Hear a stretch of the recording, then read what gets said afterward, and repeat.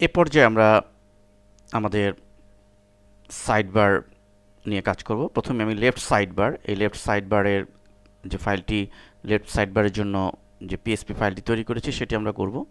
তো আমরা এর জন্য সাইডবার লেফট এই ফাইলটি ওপেন করব এবং এখানে আমরা কোড দিব। কোডটি হচ্ছে এটি। এখানে মূলত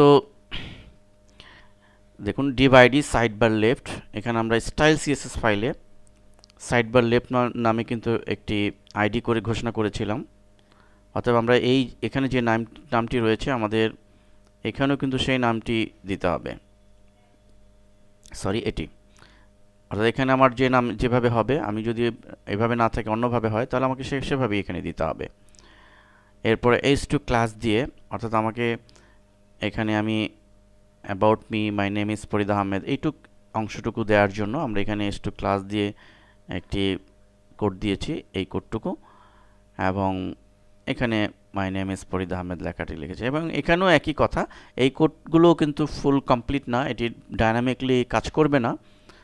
আমাদের সাইডবারগুলো কিন্তু ডায়নামিকলি কাজ করতে হবে। অর্থাৎ আমরা ওয়ার্ডপ্রেস যারা জানি বেসিক, আমরা জানি যে এই সাইডবারগুলোতে আমরা আমাদের মতো করে আমরা উইগেট আমরা লাগাতে পারি। আমরা লেফট সাইড বা রাইট সাইড বারে আমরা জানি যে এখানে থেকে উইডগেট থেকে লক্ষ্য করুন, এখানে উইডগেটে ক্লিক করলে নো সাইড বার ডিফাইন, কিন্তু এখানে আমাদের ওয়ার্ডপ্রেস নিয়ে আমরা ওয়ার্ডপ্রেসে কিন্তু এরকম হয় না। এখানে সাইড বার উইডগেটের যে অপশনগুলো থাকে সেগুলো আমরা ড্র্যাগ করে লেফট সাইড বার বা রাইট সাইডবারে কিন্তু আমরা দিতে পারি।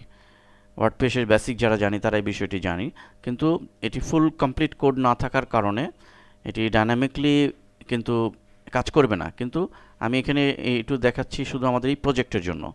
এই প্রজেক্টের জন্য আমরা শুধু এই কোডটুকু কাজ করবে। পরবর্তী স্পেশাল প্রজেক্টে আমরা ডায়নামিকলি উইডগেট সাইডবার কীভাবে কাজ করবে সেটি আমরা দেখাবো।